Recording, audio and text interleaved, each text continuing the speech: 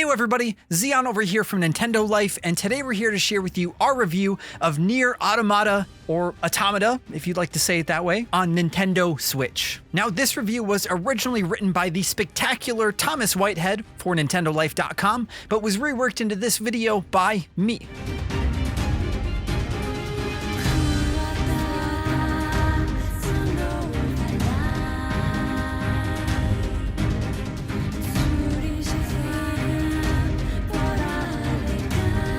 NieR Automata is perhaps a story of the power of word of mouth. It's a sequel in an IP with a devoted but modest following by Square Enix standards. It became a notable sales success over time as initial fans convinced those that missed it that this was something truly special. The director, Yoko Taro, was also clever in his approach to storytelling. Playing the first game, or the recent remaster of NieR Replicant, gives you extra context and lore, but NieR Automata is also self-contained and gives players all of the information they need to fully enjoy the game. What we have here is a wonderful slice of sci-fi storytelling, wrapped up in an accomplished action-adventure RPG. It's quite unlike anything else, and now we really get to enjoy it on Switch, with the content complete, the End of YoRHa edition.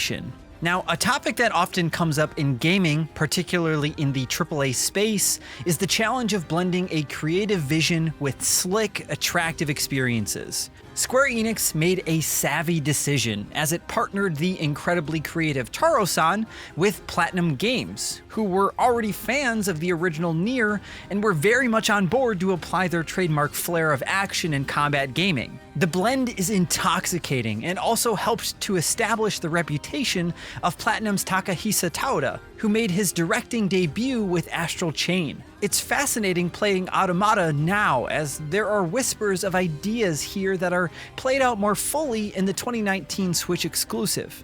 Like its predecessor, NieR Automata continually flips your expectations as you play.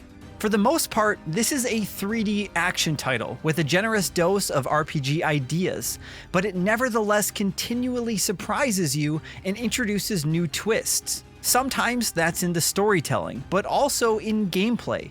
We won't spoil anything beyond the opening section, but you have elements of shoot 'em up, puzzle solving, and more. Camera direction can be dynamic at times as well, shifting to side-on or top-down perspectives. It adds to the sense that you're driving a story forward, a feeling that we honestly couldn't get enough of. In terms of the setting, you're on a desolate Earth in the future, and mostly following the story of androids 2B and 9S, who are a part of a defensive force stationed on the moon. Your foes, though, are machines, and your overriding role is to fight for surviving humans that are also stationed on the moon. Yet the story goes in various fascinating directions, and you'll find yourself emotionally wrapped up in it all to the point that you'll be relating to android and machine alike before you know it. It's a narrative that, like most good sci-fi, is packed with analogies to the real world and history. It's brilliant stuff, and it's interesting in structure too. This is a game you're supposed to play multiple times. It tells you this, and we want you to discover the reasons why you should do that for yourself. Just know that additional runs aren't as repetitive as you might think, and the surprises and shifts keep coming over the course of tens of hours. Our first experience with NieR Automata was breathtaking at times, and is still a standout of modern game storytelling.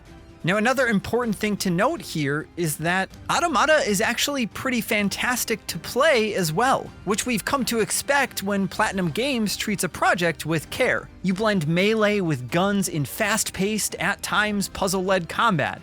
The legacy of the Bayonetta series and other Platinum Games staples is all over this. Pleasingly, the gameplay design melds perfectly with the often creative, demanding scenarios that the story creates. You have intense one-on-one fights in addition to on-rails battles against enormous behemoth foes. It's a cinematic kind of game that's actually just incredibly fun to play, which is not a combination many developers and publishers have achieved. That said, there are some gimmicks and quirks in the design that don't fully work out.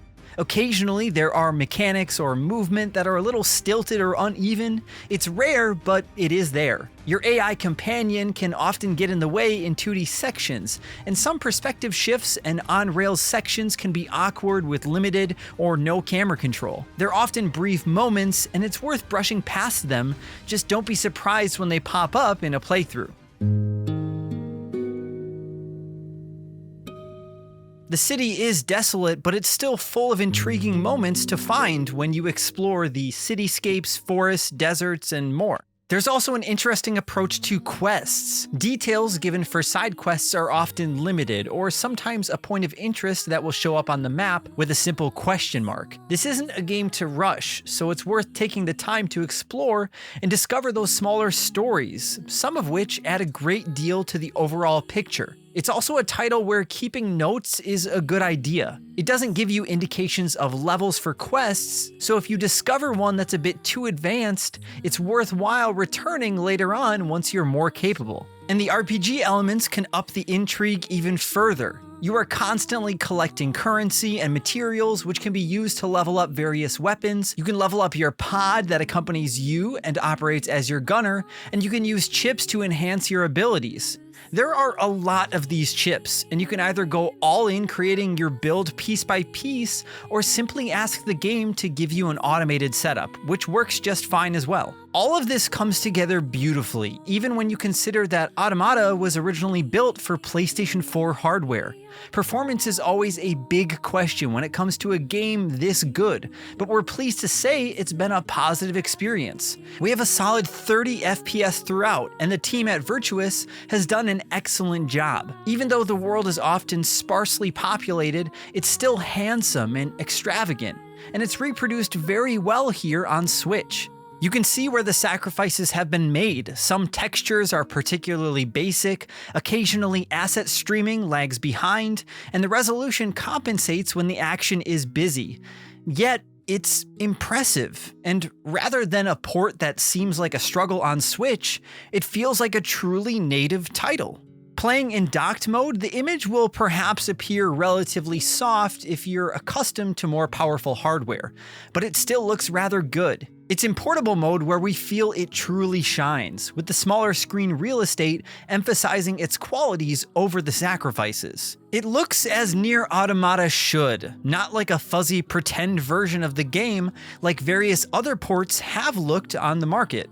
Similar to Hellblade: Senua's Sacrifice on Switch, it's also very clever in the transition from cutscenes to gameplay, helping with the overall immersion. Sound quality is solid as well, which can't always be taken for granted in Switch third-party efforts. There are even motion control options. They remind us of the Wii Waggle days. To be honest, they are a fun wrinkle, but you can turn them off easily if you don't really care for them. Now, the majority of the time, performance is pleasing, sometimes surprisingly so in particularly bombastic encounters. There was one fight, though, where we could sense its struggles, as the massive screen-filling boss was also firing off millions of particle effects. And occasionally, transitioning from one fight style to another can come with a half-second pause. This is incredibly minor stuff, though, and there were many more times where we were frankly shocked at how well the port held up. In fact, for our money, it's one of the best looking portable games on the system. NieR Automata is a modern classic. Most importantly for Switch owners, this is a top-notch port that has clearly been produced with respect and focus, often surpassing our expectations in both visuals and performance. Finding a comfortable seat and a pair of headphones makes the Switch version a wonderful way to experience the game, and it is an unforgettable journey. Nothing is as it seems, either in the story or gameplay, and it's one of the finest gaming achievements of the last decade. If you haven't played NieR Automata yet, now is a great time. We here at Nintendo Life give NieR Automata on the Nintendo Switch a 9 out of 10.